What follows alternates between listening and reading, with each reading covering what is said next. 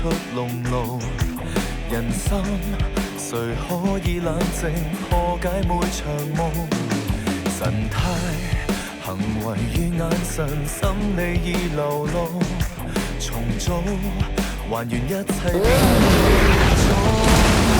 濃霧裏、囚牢裏，如何去閃亮亦殘酷？沉迷後、沉淪後，靈魂是越來越沉重。但背後有誰能當承受無盡的痛？哪裏是退路？無法自我操控。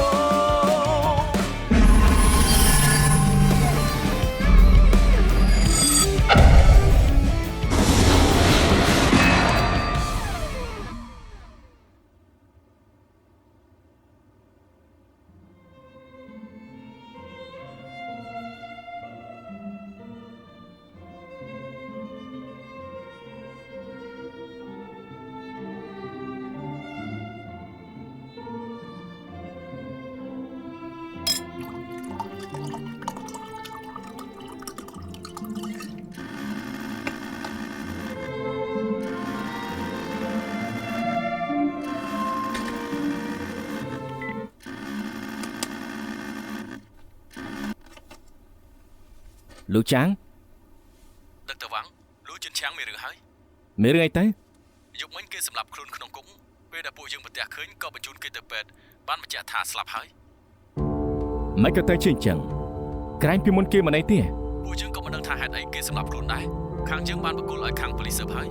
Ba mươi năm nay mấy chụp rap cho môn phòng. Bạn, mình bật hạt đấy.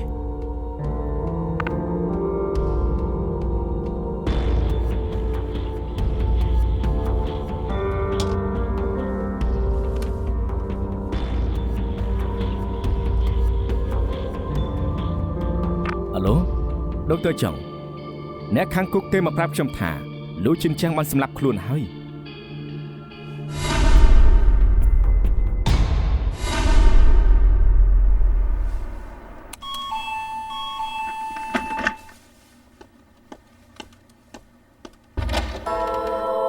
Ê, Dr. Chong, rút cho mày.ខ្ញុំរវល់ហើយឆឹង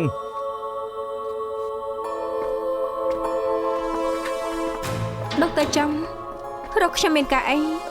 នាងនិយាយអីប្រាប់លូជីនឈៀងខ្លះ លូជៀនឈៀងហ៎ ខ្ញុំសួរនាងថានិយាយអីជាមួយលូជីនឈៀងខ្លះ ខ្ញុំសួរគេថាប្រាប់ Michael ថាម៉េចមានរឿងអីកើតឡើង ក្រោយគេជួបនាងហើយក៏សម្លាប់ខ្លួន មិនក៏អញ្ចឹងទៅវិញ រឿងនេះសួរនាងខ្លួនឯងទៅមុនពេលគេស្លាប់គេជួបនាងតែម្នាក់គត់ គេសម្រាប់ខ្លួនពាក់ព័ន្ធអីនឹងហើយឆឹងតែ ខ្ញុំមិនដឹងថាហេតុអីគេសម្លាប់ខ្លួនទេខ្ញុំទៅជួបគេព្រោះតែលោកឲ្យខ្ញុំទៅ Mày này,ថ្ងៃនោះលោកឲ្យនាងទៅជួបគេខ្ញុំក៏នៅដែរ ខ្ញុំសួរនាងម្ដងទៀតនាងនិយាយអីជាមួយនឹងលូជីនឈៀងខ្លះ ថ្ងៃនោះគេជួបនឹងខ្ញុំប្រាប់ថាស្រឡាញ់ខ្ញុំណាស់នៅសួរខ្ញុំថាស្រឡាញ់គេឬអត់ទេខ្ញុំខ្លាចខ្ញុំនិយាយការពិតវាប្រហារដល់គេខ្ញុំក៏ប្រាប់គេថាខ្ញុំចូលចិត្តនិងស្រឡាញ់លោកមករហូតគេមិនអាចសម្លាប់ខ្លួនព្រោះតែមូលហេតុនេះទេដឹងអញ្ចឹងខ្ញុំធ្វើឲ្យគេស្លាប់មែនទេ អត់ទេបើសិនជាគេស្រឡាញ់នឹងពិតមែនហើយនឹងឆ្លើយបែបនេះគេច្បាស់ជាសប្បាយចិត្តមិនអាចសម្លាប់ខ្លួនទេ នាងពិតជាមិនដឹងថាហេតុអីគេសម្លាប់ខ្លួនមែនណាឬមួយគ្រប់យ៉ាងសុទ្ធតែជាផែនការរបស់នាង ផែនការអីទៅខ្ញុំកំពុងរៀបផែនការអីទៅ នាងកំពុងសប្ដែង ល្មមបានហើយដុកទ័រចឹងកំហុសហេតុពេកអីគឺលោកជាអ្នកឲ្យហើយឆឹងទៅជួបលូជីនឈៀងលោកធ្វើអ្វីប្រេះផ្ដាស់ពីក្រោយខ្នងឬទម្លាក់កំហុសឲ្យហើយឆឹងទៅដឹង ស្មានថាគេជាជនរងគ្រោះហ៎គ្រប់គ្នាសុទ្ធតែគេធ្វើឲ្យស្លាប់ ដុកទ័រចង់ល្មមបានហើយហេតុអីក៏លោកប្រឆាំងនឹងខ្ញុំអញ្ចឹងរបៀងពួកយើងមានការយល់ច្រឡំអីមែនទេ គ្មានយល់ច្រឡំទេទៅប៉ប៉ូលីសជាមួយខ្ញុំ ដៃ គឺសម្លាប់ខ្លួនមិនពាក់ព័ន្ធនឹងហេតុឈឹងនោះទេមិនក៏លោកខាំគេម្ល៉េះអញ្ចឹង អញកុំជឿគេ ហេតុអីខ្ញុំជឿហេតុឈឹងគឺលោកជាអ្នកឲ្យហេតុឈឹងទៅជួបគេក្រោយមកគេក៏បានសម្លាប់ខ្លួន គេប្រកាសប្រើអ្នកដទៃឲ្យធ្វើការជំនួសគេណាមុននឹងក្រោយគេក៏ប្រើអញដែរ ជប់មកបង្កាច់ហេតុឈឹងទៅប្រាប់គេយ៉ាងម៉េចទៅគ្រាន់តែទៅជួបគេម្ដងមិននឹងអាចឲ្យគេសម្លាប់ខ្លួនបានទៅ ពន្យល់អញមិនស្ដាប់ទៅប៉ប៉ូលីសទៅ ឡើងដៃ បានហើយឆាប់សុំទោសឲ្យជឹងភ្លាមឆាប់សុំទោសនាងភ្លាមទៅសុំទោសមិនក៏មិនសុំទោស អត់ទេប៉ុណ្ណឹងបានហើយខ្ញុំគិតថាដុកទ័រចង់មិនអាចទទួលយកការពិតដែលលូជីនឆាងសម្រាប់ខ្លួនបានទើបរំជួលចិត្តយ៉ាងនេះ លោកចេញសិនទៅចេះតែខ្លួនឯងជាអ្នកចិត្តសាស្ត្រទៅកើតតែគ្រប់គ្រងអារម្មណ៍ខ្លួនឯងមិនបានល្អទេចេញទៅ អញមិនជឿខ្ញុំមិនអីទេតែអញប្រយ័ត្នខ្លួនទៅកុំឲ្យត្រូវគេប្រើប្រាស់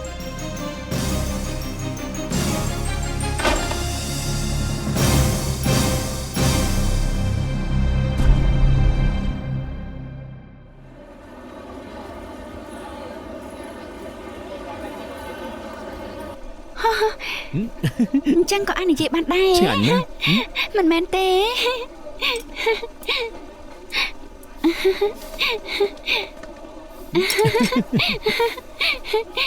ចេះគ្នាលឺបន្តិចបានទេបងលឺពួកអញសើចបងស្ដាប់មិនលឺទេ បងហូបទៅ ណែចាក់ខាងឯងទៅខាងនេះមានរបស់ច្រើនហើយមិនក៏មិនចាក់ខាងឯង លោកវិនមិនហូបកលៀននឹងពវិនទេ តែឯងហូប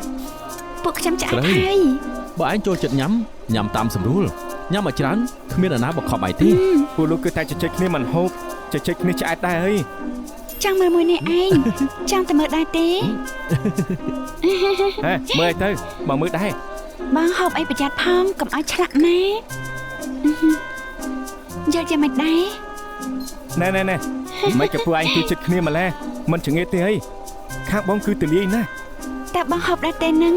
បើមិនហូបទេខ្ញុំគិតលុយហើ ហើ យ ច្បាស់ជាហូបមិននេះឯងទើបតែចាក់ចូលមួយចានទេ អញ្ចឹងត្រូវហើយបងអង្គុយហូបតាមស្រួលហូបអស់ចាំទៅមានច្រើនណាស់ពួកខ្ញុំតែមុនហើយ បន្លែ ណា ស្ដាយក្រហមនៅហាងនេះឆ្ងាញ់ណាស់ពួកយើងទៅញ៉ាំទៅ ណែក្រែងពួកឯងថាឆែតហើយមិនក៏ទៅហូបបង្អែមទៀត ហូបបង្អែមដើម្បីកាពះមួយទៀតឆ្លាតណាស់អង្គុយហូបទេ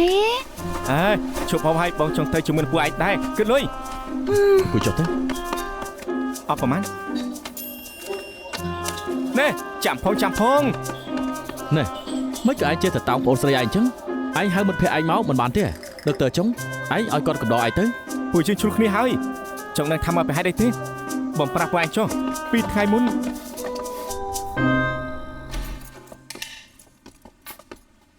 មិនប្រាប់ថាទៅហូបស្នៃក្រហមមិនក៏មកផ្ទះបែបហ្នឹងពួកយើងមកដល់ផ្ទះដោយសុវត្ថិភាពហើយលោកអាចទៅវិញបានហើយលោកវិញណាម៉ោង 10 ជាងហើយលោកមិនទៅវិញទេអីលោកមិនធ្វើការទេនៅហូបក្រែមស៊ុបកាឡាមួយដាំចុងក្រោយរបស់ខ្ញុំទៀត បងប្រុសអស់ក្រែមហើយមិនចឹងបងចាញ់ទៅទិញតែបានទេ ត្រូវដើរដល់មាត់ច្រកទើបអាចទិញបានក្តៅណាស់លោកហូបឲ្យឆាប់ទៅវិញទៅ ឯងប្រឆាំងខ្ញុំនិងប្អូនស្រីឯងស្រឡាញ់គ្នាណាស់មែនទេ ពួកលោកស្រឡាញ់គ្នាហើយ មែនហើយខ្ញុំមានស្នេហាហើយល្អទេ ឡ ម្យ៉ាងលោកវិនមិនស្អប់ខ្ពើមថាខ្ញុំមានបងប្រុសចម្លែកដូចជាបងទៀតបងមិនសប្បាយចិត្តទេ សប្បាយចិត្ត ចុះមិនក៏ឯងធ្វើមុខបែបនេះ កំពុងគិតថាថ្ងៃក្រោយមានអ្នកកំណត់ខ្ញុំហូបស៊ុបអត់ហើយអ្នកណាគិតមកខ្ញុំហូបក្រែមស៊ុបកាឡា អូខ្ញុំណែនាំកូនស្រីអ្នកស្រីឈិនឯងស្គាល់ចុះ កូនស្រីអ្នកស្រីឈិនជាអ្នកណា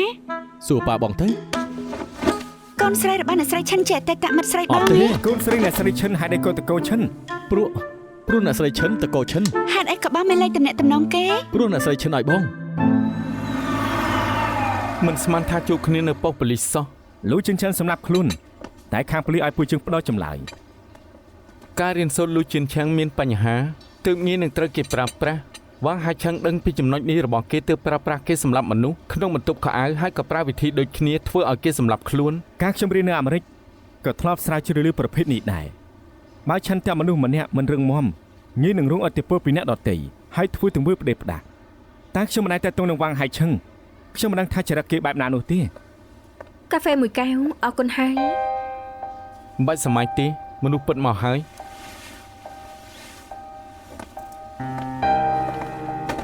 នៅនេះវ៉ាងមកផ្ដល់ចម្លើយខ្ញុំចង់ទឿននាងផ្ដល់ចម្លើយคล้ายៗគឺល្មើសច្បាប់ ខ្ញុំនិយាយសុទ្ធតែជាការពិនមិននឹងអាចល្មើសច្បាប់ទេ ខ្ញុំណែនាំបន្តិចអ្នកចិត្តសាស្ត្រវ៉ាងចុងសៀនម្នាក់នេះគឺអ្នកនាងវ៉ាងហាឆឹង សួស្ដីអ្នកនាងវ៉ាង អ្នកនាងកាហ្វេរបស់អ្នកនាង បានអរគុណ អរគុណ ខ្ញុំមិនរំខានពួកលោកទេ មិនរំខានទេពួកខ្ញុំកំពុងពិភាក្សាពីរឿងនាងដុកទ័រវ៉ាងល្បីឈ្មោះក្នុងវិស័យចិត្តសាស្ត្រគាត់មិនយល់ថាហេតុអីលូជៀនឆាំងជួបនឹងនាងហើយក៏សម្លាប់ខ្លួន ខ្ញុំបានប្រាប់លោករួចហើយខ្ញុំគ្មានអ្វីតាក់ទងនឹងលូជៀនឆាំងទេ ជួបនាងរួចក៏សម្លាប់ខ្លួននាងបានប្រាប់អីទៅគេខ្លះនាងដឹងខ្លួនឯងច្បាស់ លោកយល់ថាគ្រាន់តែសម្ដីប្រមាណម៉ាត់របស់ខ្ញុំក៏ធ្វើឲ្យលូជៀនឆាំងសម្លាប់ខ្លួននេះ ខ្ញុំគិតថានាងអាចធ្វើបាន លោកគិតថាខ្ញុំដូចនៅក្នុងរឿងផាយភីអហ្វហឺម៉ាលៀនណា អ្នកនាងវាងអ្នកនាងក៏មើលរឿងនៃទីនកើលីនដែរខ្ញុំស្មានថាមានតែចំនួនពួកខ្ញុំទេទៀតមើល ខ្ញុំជាអ្នកធ្វើកម្មវិធីស្អីក៏ត្រូវមើលដែរសុំទោសផងថ្ងៃនេះខ្ញុំបញ្ញាប់ខ្ញុំទៅសិនហើយ ហេអ្នកនាងវាងថ្មីនេះមានរឿងជាច្រើនបើនាងត្រូវការអីអាចរកខ្ញុំបាន អរគុណទៅសិនហើយ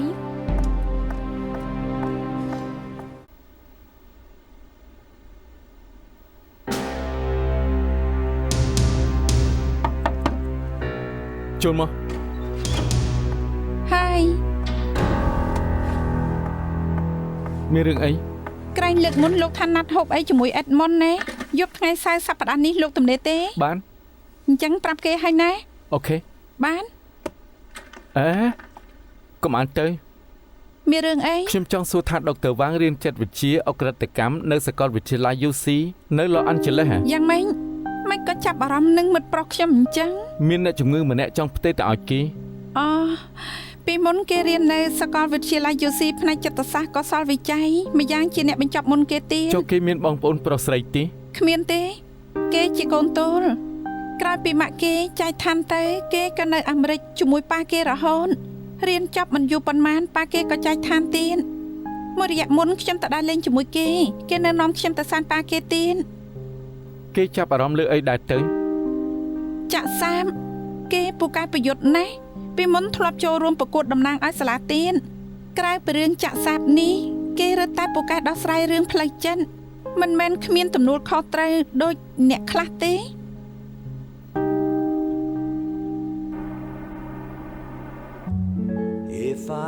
បងយល់ថាដុកទ័រវាងនិងវាងហៃឆឹងស្គាល់គ្នាយូរហើយហ៎ បងនៅប៉ុស្តិ៍ប៉ូលីសជួមនឹងវាងហាយឆឹងនៅសុកគេស្រាប់តែរំលឹកពីរឿងផាយផើអូហ៊ីមម៉ាលីម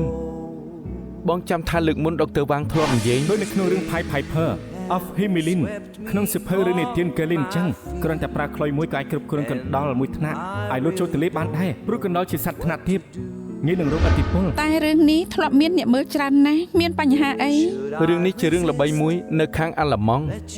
ផ្សព្វផ្សាយទៅកន្លែងផ្សេងមានឈ្មោះហៅផ្សេងគ្នាមានអ្នកខ្លះហៅថាអ្នកផ្លុំខ្លុយអ្នកខ្លះទៀតហៅថាហាមីឡុនផ្លុំខ្លុយតែពួកគេពីរនាក់បែរជាហៅឈ្មោះដូចគ្នាចៃដន្យពេកហើយ តែសំអាងលើចំណុចនេះបងក៏គិតថាពួកគេស្គាល់គ្នាយូរហើយអាចថាបងគិតច្រើនពេកទេដឹង បងបានមើលឯកសារដុកទ័រវាងហើយគេល្បីឈ្មោះពិតមែនតែគេកម្រចេញក្រៅធ្វើកម្មវិធីណាឯកសារផ្ទាល់ខ្លួនក្នុងអ៊ីនធឺណិតក៏តិចដែរពិបាកស៊ើបពីគេណា ចុះបងសួរមែនឌីទេ មិនឌីថាគេគ្មានបងប្រុសស្រីទេក្រៅពីម៉ាក់គេឆាប់ស្លាប់នោះដំណើរដឹងក្តីរបស់គេសុទ្ធតែស្រស់ស្រាយ ដុកទ័រវាងធំឡើងនៅអាមេរិកហើយរៀននៅសាកលវិទ្យាល័យ UC ឯវាងហៃឆឹងក្រៅរៀនចប់បឋមក៏ទៅអង់គ្លេសស្ទើរតែគ្មានឱកាសជួបគ្នាទេ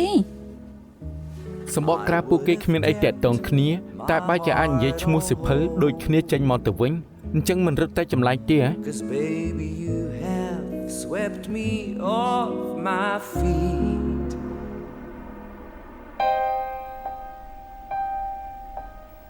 ឲ្យតែបងមិនចេញសម្លេងខ្ញុំច្បាស់ជាដឹងថាបងមានអីចង់និយាយចង់បន្ទោសថាលើកមុនខ្ញុំនិយាយច្រើនពេកទេខ្ញុំយល់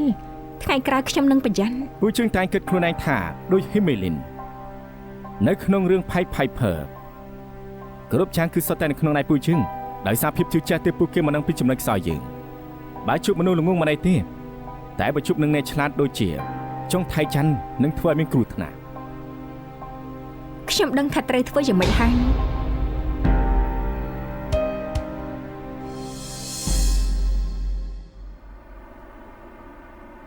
លោកលៀងហ៎ ខ្ញុំចង់ជួបដុកទ័រចុង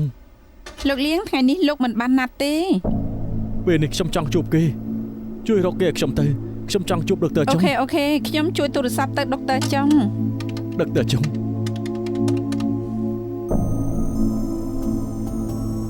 លោកលៀងមិនអញ្ចឹងលោកទៅអង្គុយខាងនោះចាំទៅពេលនេះខ្ញុំកំពុងតែរកដុកទ័រចុងឲ្យលោក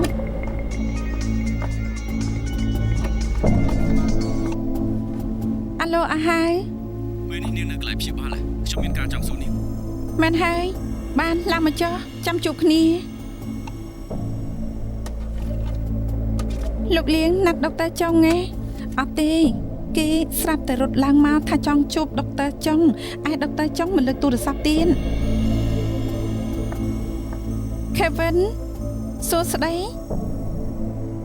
ដុកទ័រចុងមិនទាន់មកទេមិនអញ្ចឹងជជែកលេងជាមួយខ្ញុំសិនទេ ខ្ញុំចង់ជួបដុកទ័រចុងទេជួយរកគាត់ឲ្យខ្ញុំផងទៅ បានខ្ញុំនឹងជួយរកដុកទ័រចុងឲ្យលោកអង្គុយមកផ្លែតសិនទៅ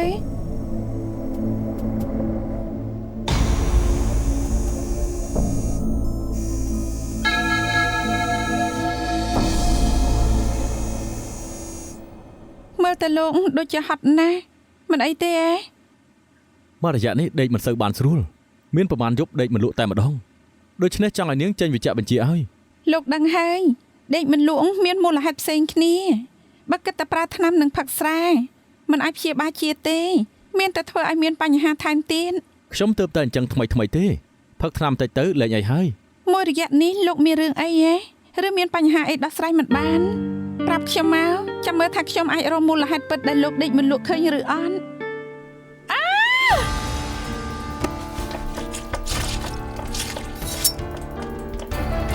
ណែកុំធ្វើអញ្ចឹងលែងដៃ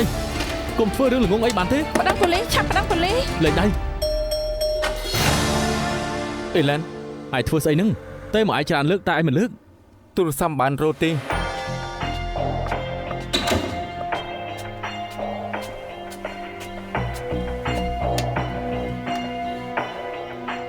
យប់មិញខ្ញុំដាក់ silent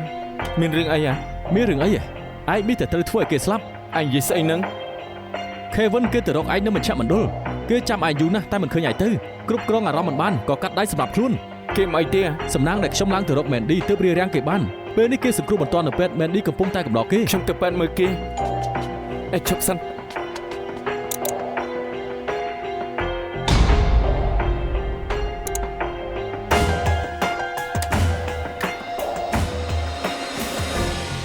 អ្នកជំងឺមានរឿងឯងមិនខ្វល់នៅឆាយពីរបស់អស់ទៅនេះទៀតឯងធ្វើស្អី ខ្ញុំមិនខ្វល់ទេខ្ញុំគ្រាន់តែទេទូរស័ព្ទប៉ុណ្ណោះ ឯងនឹងចាំអាជីពឯងជាស្អីទេឯ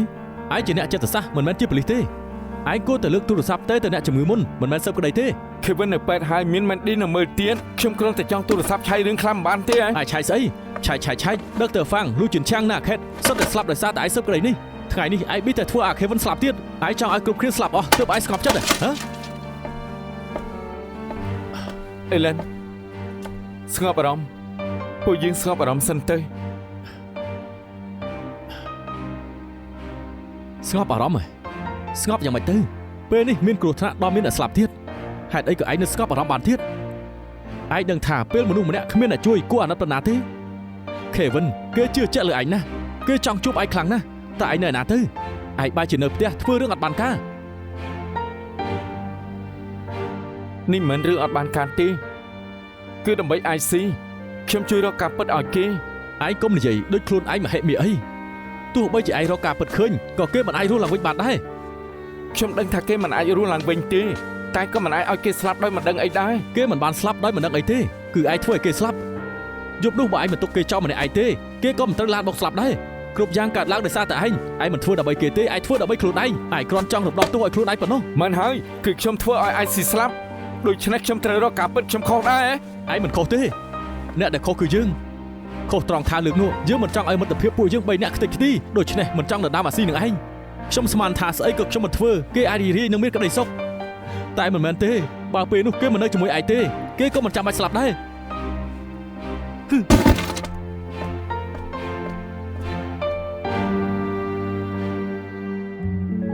If I had known you'd come along I would have kept my heart on hold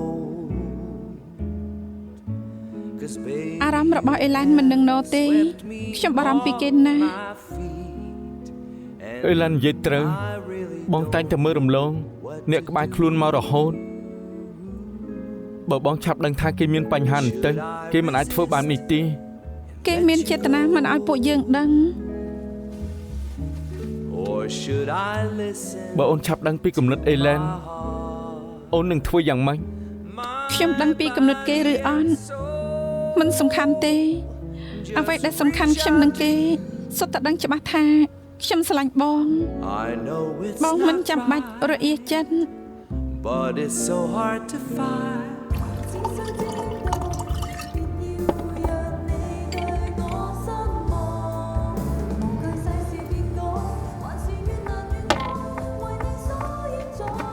ហើយយ៉ាឈប់ផឹកទៀតទៅធីវ៉ៃផ្ញើសារមកខ្ញុំពួកលោកកាត់អីទៅលោកមិនប្រាប់ខ្ញុំមិនសួរខ្ញុំក៏ដល់លោកផឹក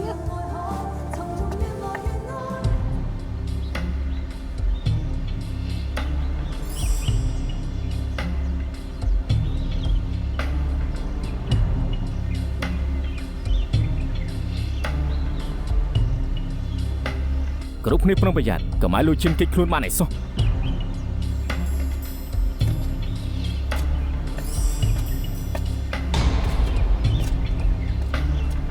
លូជីនចេញមកហើយ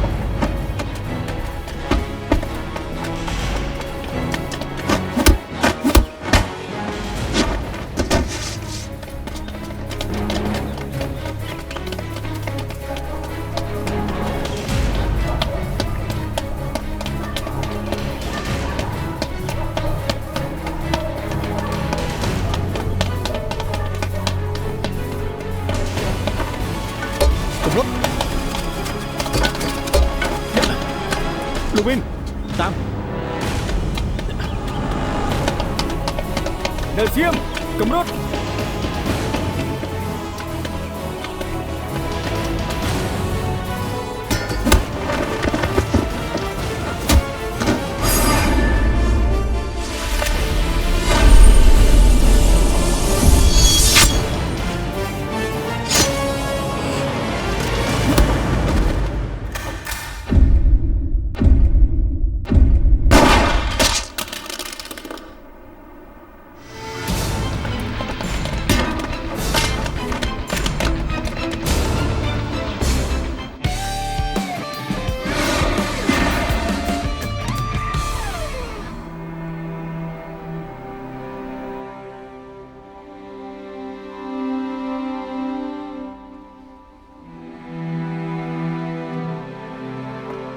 វិនសិន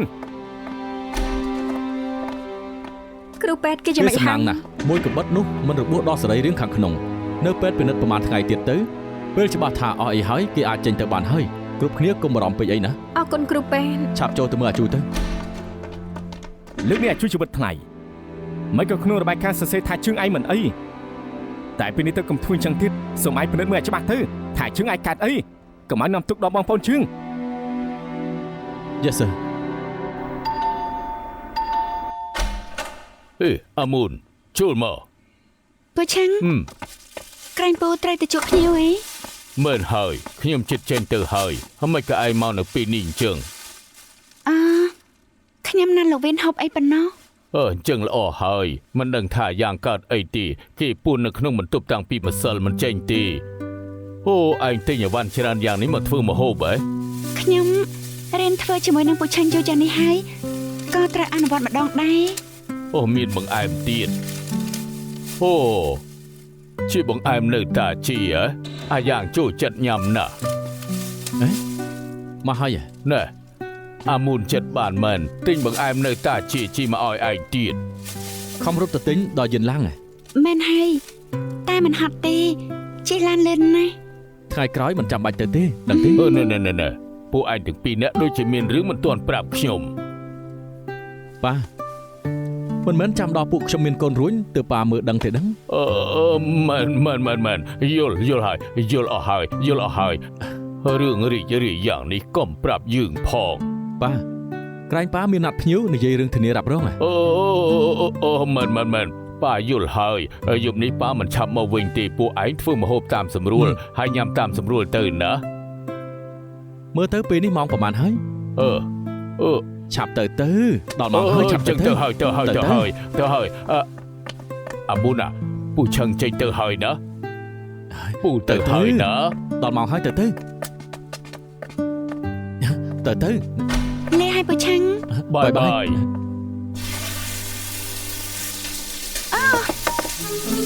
ើយមកទុកឲ្យបងវិញ ម៉ាម៉ាទុកខ្ញុំវិញបងចាញ់ទៅចាំនៅខាងក្រៅទេ ហើយមើលចុះមិនអីទេ មិនអីទេ បងគ្រាន់តែខូចជើងតើដៃនៅកម្ដៅបានទុកឲ្យបងធ្វើ មិនក៏និយាយបែបនេះ ជារឿងពិត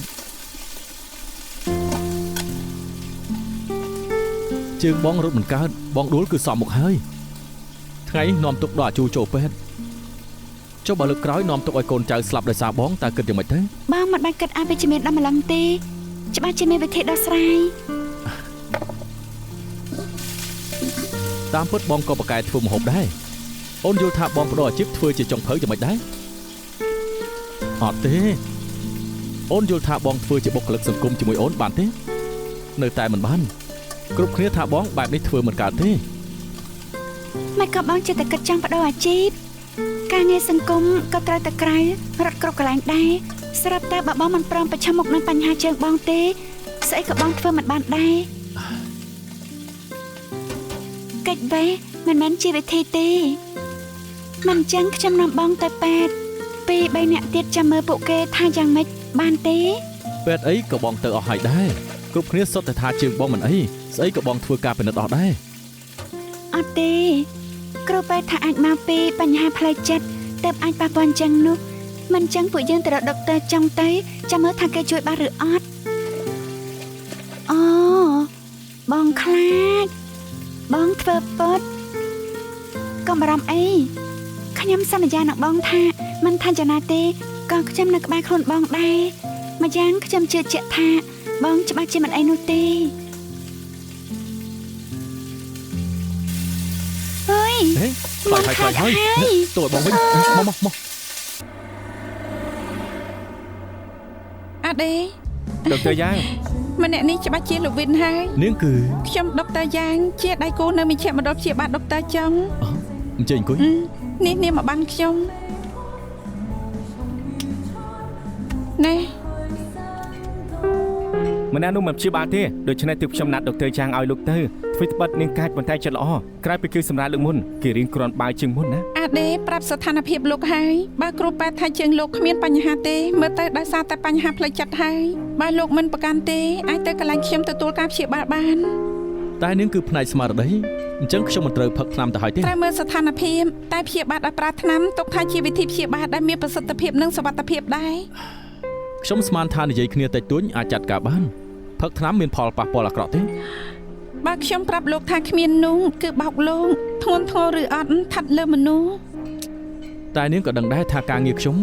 បើផឹកថ្នាំពិតជាពិបាកពិតមែន អញ្ចេះចុះបើលោកបដិសេធនឹងការផឹកថ្នាំខ្ញុំណែនាំអ្នកចិត្តសាស្ត្រដែលអាចទុកចិត្តបានឲ្យលោកនិយាយជាមួយគេសិនទៅ អូខេអរគុណ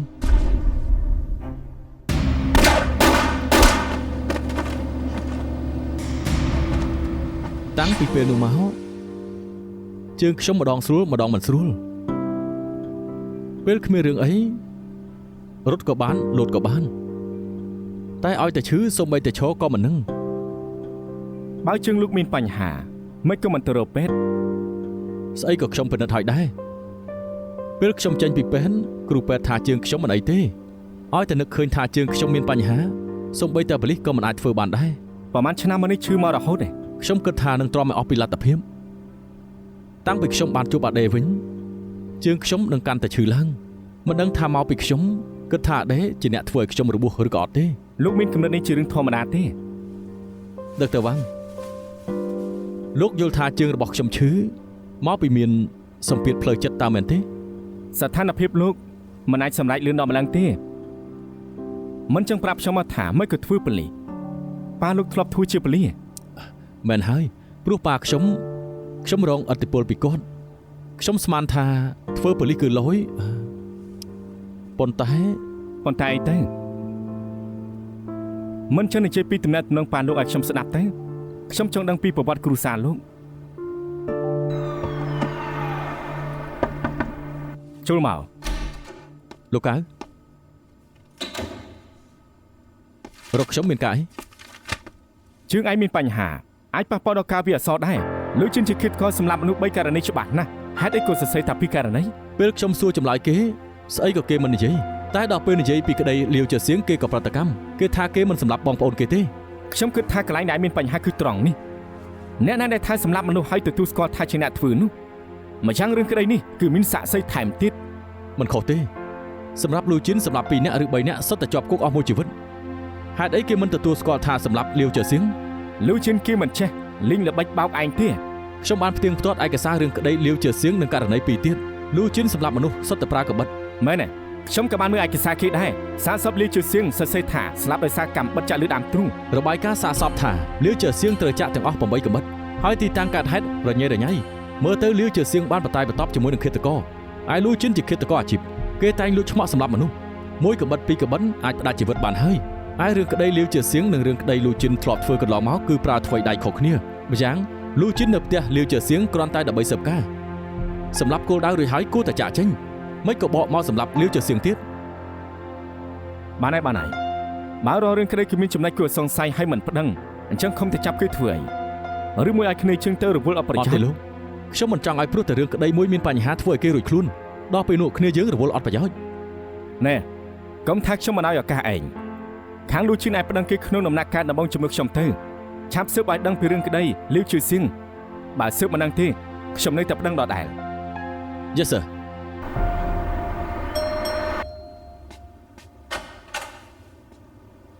មិនឌី ចាំថាថ្ងៃនេះជាថ្ងៃអីទេ ចាំ នៅមិនទៅទៀតទេអាហៅគួរតែទៅដល់បានហើយ ខ្ញុំមិនទៅទីនាងកំដរគេទៅបានហើយ ចិត្តចង្អៀតដល់ម្លឹងផងទេដឹងហើយថាថ្ងៃនេះជាថ្ងៃគម្រប់ខួបម៉ាក់អាហើយជាថ្ងៃសំខាន់សម្រាប់គេរាល់ឆ្នាំខ្ញុំនឹងលោកកំដរគេ ប្រហែលគេមិនចង់ជួបខ្ញុំទី គេមិនចង់ជួប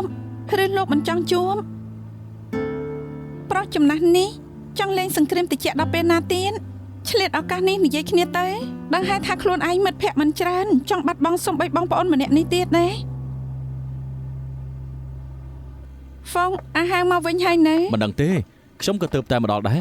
មិញបិទភ្លើង យប់មិញប្រាប់ហើយថាយប់បន្តិចទៅខ្ញុំឲ្យគេបិទទ្វារពេលនេះសូម្បីតែភ្លើងក៏មិនបិទតែមួយរយៈនេះគឺអញ្ចឹងឯងអារម្មណ៍គេមិននៅក្នុងខ្លួន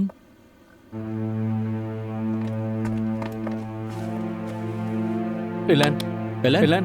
អេឡែន អេឡែន អេឡែន ឆ្នាំងុយដេង ថ្មីនេះឯងមានបញ្ហាអីមិនក៏មិនប្រាប់ខ្ញុំ មានបញ្ហាអីក៏មិនពាក់ព័ន្ធនឹងឯងដែរពេលនេះខ្ញុំឃើញឯងពិតជាមានបញ្ហាមែន ធីវ៉ៃបារម្ភពីលោកប៉ុណ្ណោះ មិនឌីខ្ញុំនៅទីនេះក៏ជួយឯងមិនបានដែរខ្ញុំទៅសិនហើយ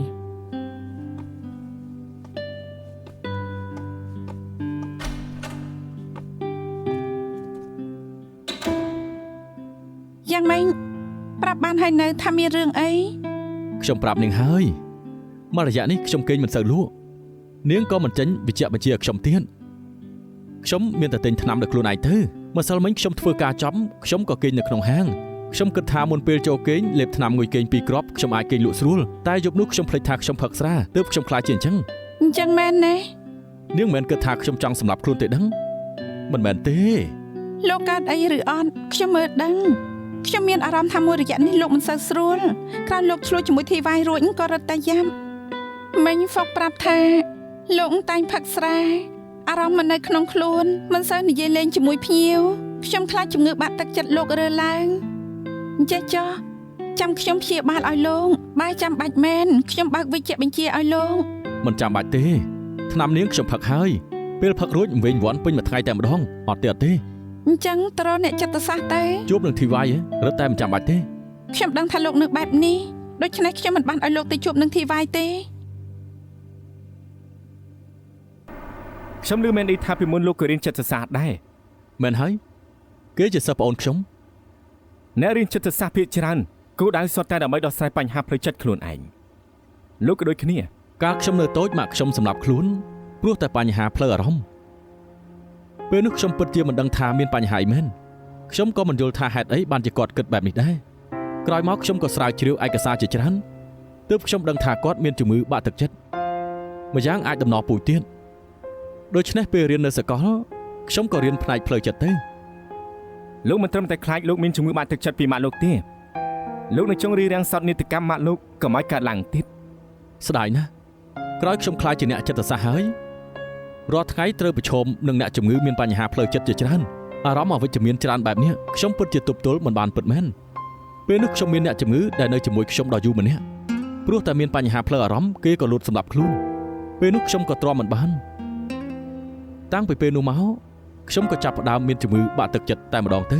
ព្រោះលោកចូលថារីចិត្តនេះគឺជាជំងឺដែលបាក់ទឹកចិត្តណាតែសំណាងដែលមាន Mandy និង YT ជួយមើលខ្ញុំមិនឲ្យខ្ញុំប្រឈមមុខតែម្នាក់ឯងដល់ពេលដែលខ្ញុំជាសះស្បើយខ្ញុំក៏ចង់រស់នៅបែបធូរស្រាលដូចជាបើកបារមួយទៅហើយខ្ញុំក៏ប្រើឱកាសនេះជជែកគ្នាលេងជាមួយនឹងភ្ញៀវទៅចុះក្រោយមកមានរឿងទៀតដែរទេមិនអីមករហូតដល់លើកមុនមានមិត្តភក្តិខ្ញុំផ្សេងម្នាក់ទៀតចង់សម្លាប់ខ្លួនតាំងពីពេលនោះមកខ្ញុំយល់ថាជំងឺបាក់ទឹកចិត្តខ្ញុំក៏រើឡើងម្ដងទៀតមកគ្រាន់តែមានមិត្តភក្តិម្នាក់ចង់សម្លាប់ខ្លួនមិនគួរណាមានឥទ្ធិពលដល់ម្លឹងទេម្នាក់នោះចិត្តដិតនឹងលោកណាស់មែនទេគេជាភ្ញៀវចាស់នៅបារខ្ញុំរាល់លើកដែលគេមកខ្ញុំតែងតែប្រាប់ TY ហើយហេតុអីក៏មិត្តភក្តិម្នាក់នេះគេសម្លាប់ខ្លួនវាពាក់ព័ន្ធនឹងរឿងដែល TY សើពីគេនិងប្រពន្ធគេចុះលោកអាចប្រាប់ខ្ញុំបានទេថាប្រពន្ធគេមានរឿងអីទៅគ្រាន់តែរឿងមនោសញ្ចេតនាតែប៉ុណ្ណោះលោកជឿថាលោកមានចំណែកក្នុងរឿងដែល TY សើពីគេនិងប្រពន្ធគេខ្ញុំអាចប្រាប់បានត្រឹមថាការស្លាប់របស់គេខ្ញុំក៏មានទំនួលខុសត្រូវមួយផ្នែកដែរមិនលោកនិយាយឲ្យថាស្នេហារវាងភ្ញៀវចាស់និងប្រពន្ធគេគឺមានបញ្ហាលោកធ្លាប់គិតទេថាទោះបីជាលោកមិនជួយដុកទ័រចុងក៏គេសម្លាប់ខ្លួនដូចគ្នាមិនពាក់ព័ន្ធនឹងលោកទេមិនលោកថាលោកហើយនឹងដុកទ័រចុងមិនត្រឹមតែជាមិត្តភក្តិទេខ្ញុំយល់ថាពួកលោកគឺជាដៃគូនឹងគ្នាថែមទៀតណាមែនហើយមិនចឹងលោកប្រាប់ពីរឿងលោកនឹងដៃគូលោកដល់ខ្ញុំទៅពួកលោកស្គាល់គ្នាយូរយ៉ាងនេះខ្ញុំគិតថាអារម្មណ៍គឺចំពោះលោកមានការរងឥទ្ធិពលបន្តិចទេបាន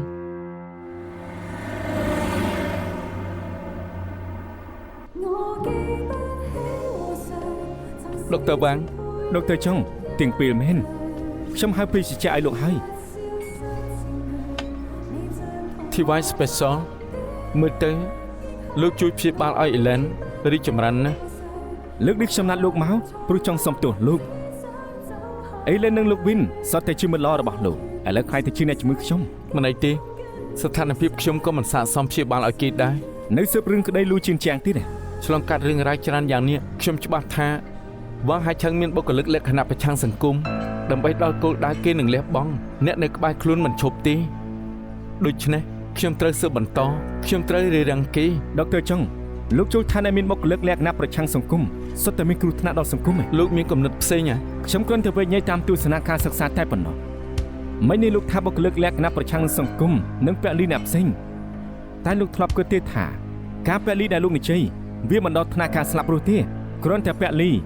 និងផលប្រយោជន៍របស់មនុស្សម្នាក់ទៀតឬមើលរំលងអារម្មណ៍អ្នកនៅក្បែរខ្លួនស្ថានភាពតែងកើតឡើងបែបហ្នឹងឬក៏ការឡើងលើខ្លួនមនុស្សជាច្រើនទៀតវាជារឿងធម្មតាប៉ុណ្ណោះវាអញ្ចឹងមែនតែខុសគ្នាត្រង់ថាពេលកើតរឿងហើយអ្នកធម្មតានឹងរអៀសចិត្តឬក៏បន្ទោសខ្លួនឯងតែអ្នកមានបុគ្គលិកលក្ខណៈប្រឆាំងសង្គមគឺគ្មានទេមានទ្រឹស្ដីខ្លះថាអ្នកដែលប្រឆាំងនឹងសង្គមគឺជាក្រុមមនុស្សដែលអស្ចារ្យមួយប្រភេទលើខ្លួនពួកគេគឺមានចំណុចល្អដែលអ្នកធម្មតាខ្វះខាតឧទាហរណ៍ការគិតដែលមានសតិមិនអាចរងឥទ្ធិពលពីអារម្មណ៍ស្ដាយណាស់ពួកគេចិត្តតែប្រែចំណុចល្អទៅគ្រប់គ្រងអ្នកដទៃដើម្បីដល់គោលដៅខ្លួនឯង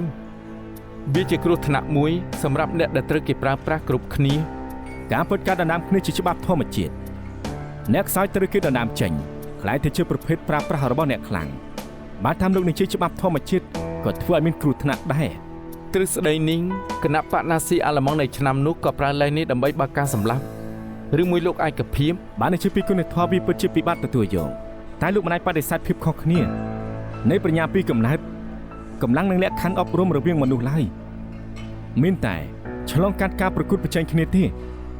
ទើបបានជាសង្គមជើងរីកចម្រើនតើជាការពិតទេខ្ញុំមិនយល់ថាទង្វើសម្លាប់អ្នកមិនដឹងអីអាចធ្វើឲ្យសង្គមមានការរីកចម្រើនអីនោះទេកុំបញ្ញាប់ឲ្យចូលរឿងដែលលោកកំពុងតែស៊ើបអីពួកយើងគ្រាន់តែវែកញែកអ្នកដែលមានបុគ្គលិកលក្ខណៈប៉ុណ្ណោះការពិតអ្នកដែលមានបុគ្គលិកលក្ខណៈប្រឆាំងសង្គមគឺមានបែងចែកកម្រិតទៀតបើឆ្លងកាត់ការបណ្ដោះបណ្ដាលអាចខ្លាយទៅជាមនុស្សម្នាក់ផ្សេងទៀតអ្នកដែលលោកនិយាយថាធ្វើបាបគេមិញនេះគ្រាន់តែជាកម្រិតទៀតតែប៉ុណ្ណោះអ្នកប្រភេទនេះតែងខ្លាយទៅជាជនល្មើស នៅមានប្រភេទច្រើនទៀតឧទាហរណ៍ CEO និងអ្នកគ្រប់គ្រងផ្សេងទៀតណាព្រោះតែពួកគេគ្មានមនោសញ្ចេតនាដូចអ្នកធម្មតាទើបក្នុងពេលដែលក្រុមហ៊ុនត្រូវការដកបុគ្គលិកពួកគេអាចដកបុគ្គលិកចាស់ដែលគ្មានប្រយោជន៍ដោយមិនញញើតនោះទេមិនគិតពីអារម្មណ៍របស់គេហើយក៏មិនខ្វល់ថាថ្ងៃក្រោយគេរស់នៅបែបណានោះទេក៏មិនជួបថារីចិត្តដូចគ្នា នេះជាអ្នកមានបុគ្គលិកលក្ខណៈប្រឆាំងសង្គមកម្រិតខ្ពស់ដែលលោកនិយាយហ៎ មែនហើយគ្រប់យ៉ាងដែលគេធ្វើគឺសុទ្ធតែមានសតិអ្វីដែលសំខាន់គឺជួយកាត់បន្ថយចំណាយក្រុមហ៊ុននិងរកលុយបានច្រើនមិនអាចរងឥទ្ធិពលពីអារម្មណ៍ធ្វើឲ្យការសម្រេចចិត្តខុសប៉ះពាល់ដល់ក្រុមហ៊ុនពួកគេស្ទើរតែយល់ថាខ្លួនឯងកំពុងធ្វើរឿងដ៏ល្អមួយការពិតទៅពួកគេធ្វើនេះគឺមានបញ្ហាធំជាងអ្នកដែលមានបុគ្គលិកលក្ខណៈប្រឆាំងសង្គមទៀត ប្រហែលហើយតែខ្ញុំជាអ្នកចិត្តសាស្ត្រម្នាក់ខ្ញុំមើលមនុស្សមិនមែនមើលថាគេជួយរលួយឲ្យក្រុមហ៊ុនប្រមាណទេបើមនុស្សម្នាក់មិនដឹងសល់ខ្មៅហើយគ្មានគុណធម៌ខ្ញុំមិនអាចហៅគេថាមនុស្សទេហៅថាសន្តានមើលទៅដុកទ័រចុងជាមនុស្សដែលមានគុណធម៌ម្នាក់ មនុស្សចេះបែងចែកព្រមមានគុណធម៌ដឹងថាអ្វីខុសដឹងថាអ្វីត្រូវ គ្រប់យ៉ាងសុទ្ធតែមានការលើកលែងស្តង់ដារគុណធម៌ក៏អាចប្រែប្រួលដោយប្រមាណ200ឆ្នាំមុនអញ្ចឹងលែងលះឲ្យរៀបការទៀតហៅថាគ្មានគុណធម៌តែពីនេះមិនដូចគ្នាទេ ឬមួយអ្នកដែលដើម្បីបានដល់គោលដៅពលីគេនឹងសម្លាប់គេនឹងខ្លាចជារឿងត្រូវនឹងគុណធម៌នៅថ្ងៃអនាគត ពេលនេះលោកប្រកាន់ភ្ជាប់ណាស់បើសិនជាមានរឿងដែលលើសពីសមត្ថភាពលោកហើយលោកទទួលជោគបានលោកពិតជាមិនរង្គើហើយអាចធ្វើជាមនុស្សដែលមានគុណធម៌ម្នាក់ថែមទៀត បើចេះរង្គើមិនមែនជាចុងថាយ៉ានទេ អញ្ចឹងខ្ញុំមានតែចាំមើល